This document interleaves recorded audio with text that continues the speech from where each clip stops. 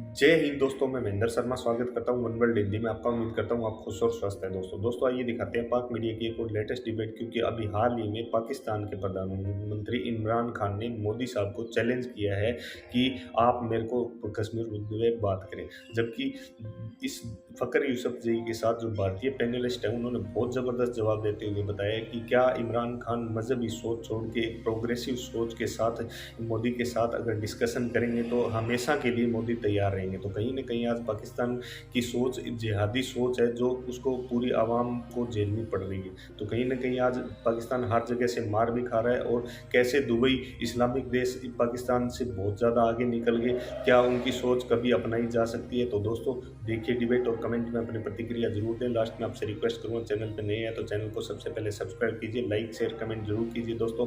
जय हिंद, वंदे मातरम, भारत माता की जय दोस्तों।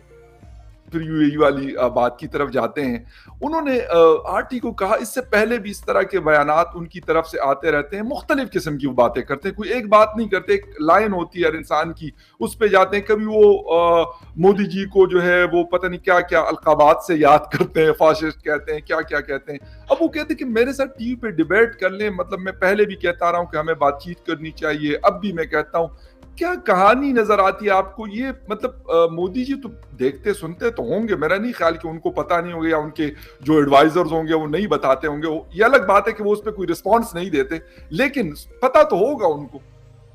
ऑब्वियसली पता बिल्कुल होगा। वो वर्ल्ड के सबसे बड़े डेमोक्रेसी के प्राइम मिनिस्टर है, तो उन्हें सब चीजों पर नजर मिलती है और खबर आती रहती है। लेकिन आपने जो पूछा ना कि ये क्या है, इसे कैसे देखते हैं इमरान खान का चैलेंज, ये ना, ये आप ये मान लीजिए कि जो एक टीवी ड्रामा होता है और एक फसाड जिसे कहते हैं, थिएट्रिक्स, ये वो वाली चीज है। और वो केवल और केवल ना केवल आपके डोमेस्टिक ऑडियंस के लिए है, पाकिस्तानी आवाम के लिए, बल्कि पूरे वर्ल्ड के लीडर्स के लिए है कि देखो भाई, हम तो बात करने के लिए तैयार है, हम तो बात करने के लिए तैयार है, ये बात नहीं करते हैं। बट ये वो भूल जा रहे हैं बार बार कि जब भी बात करने पे मुद्दा आएगा तो पहले हमेशा यही क्वेश्चन किया जाएगा कि verifiable action, on ground action, irreversible actions Pakistan ने टेररिज्म को लेके लिए हैं कि नहीं। और जब तक वो नहीं होगा तो फिर आप टीवी पे क्या, आप रेडियो पे कर लीजिए, सैटेलाइट से कर लीजिए, टेलीफोन से कर लीजिए, बातचीत नहीं होगी। So it's a new domain, but ये थिएट्रिक्स है, उससे ज्यादा कुछ नहीं। अनफॉर्चुनेटली जब इमरान खान प्राइम मिनिस्टर बने थे तो ऐसा लग रहा था इंडिया में कि एक नया लीडरशिप का एक सोच होगा, एटलीस्ट एक नया आदमी तो है पाकिस्तानी पॉलिटिक्स में, वरना इससे पहले जरदारी और नवाज शरीफ और इस तरह से रोटेशन सही चलता आ रहा था बाय एंड लार्ज। लेकिन इमरान खान ने बहुत डिसअपॉइंट कर दिया है। वो इसलिए क्योंकि देखिए, इस तरह की चीजें वकार आपको भी पता है, हम दोनों टीवी जर्नलिस्ट हैं, हमें पता है कि ये ना एक दो दिन के लिए अच्छा साउंड करता है, it sounds big and makes headlines, but अगर आप strategic affairs domain point of view देखेंगे तो ये लॉन्ग रन में ना उस लीडर के लिए लैक ऑफ विजन भी रिफ्लेक्ट करता है। कि इस तरह से टीवी पे डिबेट कर लो और ये कर लो, बात कर लो, ये सब चीजें लॉन्ग रन में ना काउंट नहीं होती हैं, और बल्कि लोग आगे जाके हंसेंगे आप पर। एक दूसरा एस्पेक्ट भी है फकार इसका, जो मुझे लगता है कि वर्ल्ड लीडर्स देखते हैं और वो पाकिस्तानी गवर्नमेंट में इस बात का रियलाइजेशन नहीं है, वो ये है कि ये डेस्पिरेशन दिखाता है पाकिस्तान की, पाकिस्तानी गवर्नमेंट की और मिलिट्री की तरफ से, क्योंकि आर्मी और आईएसआई ही बहुत ज्यादा कंट्रोल करते हैं, तो उनकी डेस्पिरेशन दिखाता है। हर मौका मिला नहीं कि कश्मीर पे बात कर लो, हर मौका मिला नहीं कि इंडिया पे बात करने के लिए। देखिए बॉस, एक सिंपल बात आप समझिए, चलिए आप मान लीजिए कि India is being unfair, hypothetically India is being unfair and is not talking to Pakistan, right? चलिए ये हम एक हाइपोथेटिकली मान लेते हैं। ओके, माय क्वेश्चन इज, आगे क्या? चलिए इंडिया बीइंग अनफेयर नहीं बात कर रहा, अब आगे क्या for Pakistan? No one has an answer, specially in Islamabad and Rawalpindi. India बात नहीं कर रहा है, ये रट्टा मारने से आगे मूव ऑन भी तो करना पड़ेगा ना, आगे आंसर भी देना पड़ेगा। तो अगर इंडिया अनफेयर भी हो रहा है तो आप क्या करेंगे? What is happening to your country? What is happening to your economy? What is happening to your politics? What is happening to your relations? आगे जाना पड़ेगा ना। ये कब तक आप रैंट और इंडिया रैंट लेके आप चलते रहेंगे, डोमेस्टिक पॉलिटिक्स में भी, इंटरनेशनल पॉलिटिक्स में भी, तो ये सब बहुत जल्दी फिसल आउट हो जाता है। और ये वर्ल्ड लीडर्स भी उन्हें, वर्ल्ड बॉडीज भी उन्हें पूछेंगे, अरे यार नहीं कर रहा, आगे बता। आगे बढ़, तू क्या कर रहा है बता। एग्जैक्टली ये बिल्कुल बिल्कुल सही आपका वैलिड पॉइंट है आशीष। मैं ये हैरान हूं कि ठीक है, मतलब इमरान खान साहब पता नहीं कभी क्या करते, अजीब अजीब हरकतें। सच्ची बात बता दूं, हमारे पाकिस्तान के प्राइम मिनिस्टर है, लेकिन आपने क्या डिसअपॉइंट किया है। मैं कहता हूं जो 23 करोड़ पाकिस्तानियों को जितना डिसअपॉइंट किया हुआ, आप तो चले एक दूसरे मुल्क में बैठे हुए, ठीक है जी, पाकिस्तान के साथ ताल्लुकात है या नहीं है कोई मसला नहीं है, किसी और के साथ होंगे, किसी और के साथ 200 और ममालिक है दुनिया में, उनके साथ होंगे। जो हम लोग भुगत रहे हैं, यकीन करें कि आपको मतलब यकीनन आप पढ़ते होंगे, देखते होंगे कि जो हालत की हुई हम सबकी, वो तो है। लेकिन मतलब जो वहां आपकी, क्योंकि हुकूमती लोगों से मुलाकातें होती हैं, मिलते हैं, यकीनन बातचीत भी होती होगी, मतलब वो क्या कैसे लेते हैं कि मतलब वो कहते हैं कि यार मतलब ये तो पूरा एक, जैसे कहते हैं कि जोकर के तौर पे लेते हैं क्या, as a prime minister of Pakistan लेते हैं। ये नहीं मैं कहता कि पाकिस्तान और हिंदुस्तान के बीच में ना पहले कभी बात हुई ना अब आइंदा हो सकती है, कहीं ना कहीं पे हो सकती है, लेकिन इस चीज को कितना सीरियस लिया जाता है। वो कहते हैं यार हमने तो इससे बात नहीं करनी है, तो बस किसी काम का नहीं, ऐसी कोई बात होती है? नहीं, बिल्कुल कुछ खास सीरियसली लिया नहीं जाता, ना ही इंडियन मीडिया में और ना ही इंडियन डिप्लोमेसी में और ना ही इंडियन गवर्नमेंट में। ये एक इनपुट आता है जो हम सबका काम है, चाहे वो एक प्राइम मिनिस्टर हो या फिर एक जर्नलिस्ट हो या फिर एक डिप्लोमेट हो, अलग अलग डोमेन में, अलग अलग लेवल पे हमें अपने अपने professional domain point of view हमें पता रहना चाहिए। बस वही पता रहता है, उसके आगे कुछ इस बात पर चर्चा होता नहीं है, जैसे कि अभी हम चर्चा कर रहे हैं। लेकिन आपने जिस उनके स्टेटमेंट के कुछ घंटों बाद ही हम ये इंटरव्यू इंटरेक्शन कर रहे हैं, अब इस पे इंडिया में क्या हेडलाइन बन रही है? बिल्कुल नहीं। क्या इंडिया में कोई इस बारे में डिबेट्स डिस्कशन हो रहे हैं? बिल्कुल नहीं।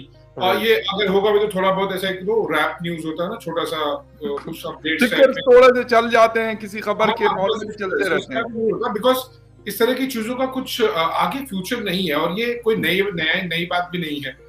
देखिए, एक जो मैं बात पहले कह रहा था ना, वो वहां पर पाकिस्तानी अवाम को पाकिस्तानी गवर्नमेंट और मिलिट्री को पूछनी चाहिए कि अगर इंडिया बात नहीं कर रहा है, आप ये बार बार बोल के प्रूव क्या करना चाह रहे हो?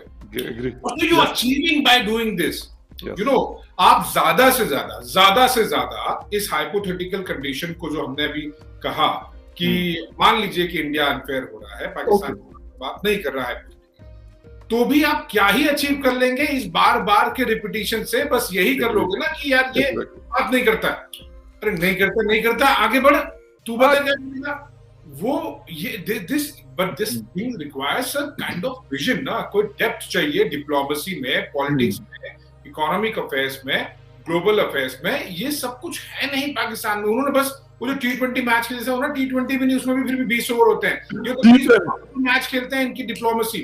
And it's a laughable thing, you know, अगर एज अ कंट्री विच हम भी उसी समय आजाद हुए जब आप हुए। आप देखिए कहाँ आ गए, हम कहाँ गए।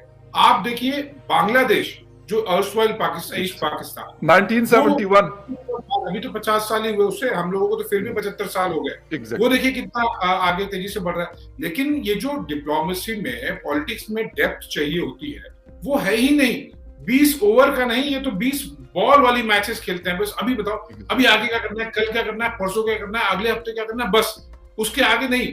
आप ये क्या, ये ना, इसकी क्या रिपीटिशन बार बार हो रही है, इससे कुछ अच्छा नहीं हो रहा है।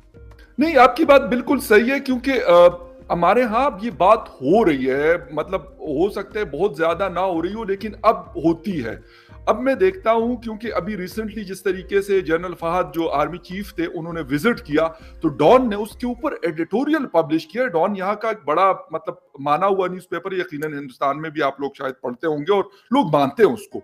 तो उन्होंने क्यों किया? उन्होंने कहा कि भाई पॉलिसीज शिफ्ट हुई है उनकी, अरब्स की और ये सारे कंट्रीज की, क्यों हुई है आपको ये देखना पड़ेगा। ना ये हिंदुस्तान का मसला है, ना ये अरब्स का मसला है, मसला आपका है।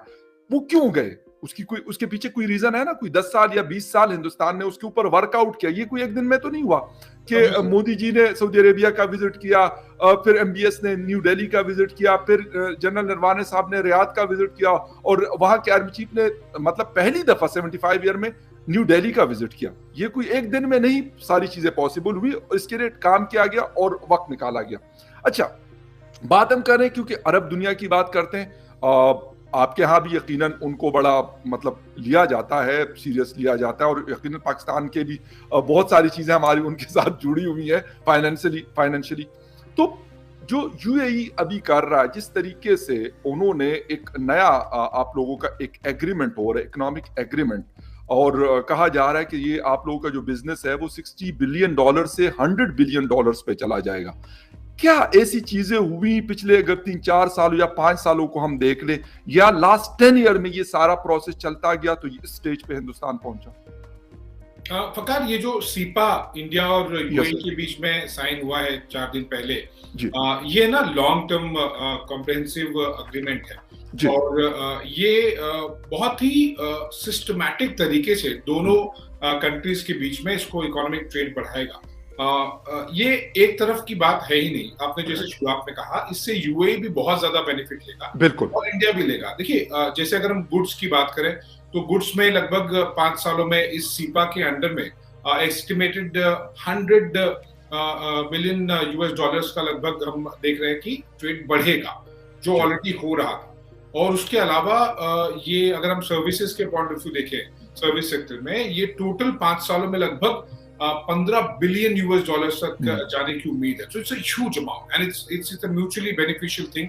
इंडिया के लिए तो ऑब्वियसली बेनिफिशियल कई मायनों में, क्योंकि इंडिया की बहुत पॉपुलेशन वहां पर जाती है यूएई में काम को लेके, बिजनेस को लेके, सर्विसेज एंड जॉब्स को लेके। लेकिन यूएई के लिए भी ये इसलिए बेनिफिशियल है। For example, I am giving a rough estimate, UAE की जीडीपी, आप इमेजिन कीजिए कि केवल इस अग्रीमेंट से यूएई की जीडीपी अगले कुछ सालों में लगभग 1.7 to 1.8% ग्रो करेगी, just because of this agreement.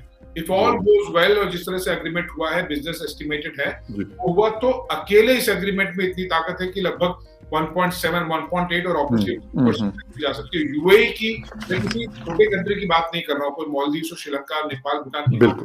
UAE which is already A pretty big economy, exactly, उसकी 1.5-2% जीडीपी जंप करता है। सो दैट रिफ्लेक्ट्स कि यूएई के लिए भी कितना इंपॉर्टेंट है इंडिया के साथ में हाथ मिलाना। साथ ही लगभग 140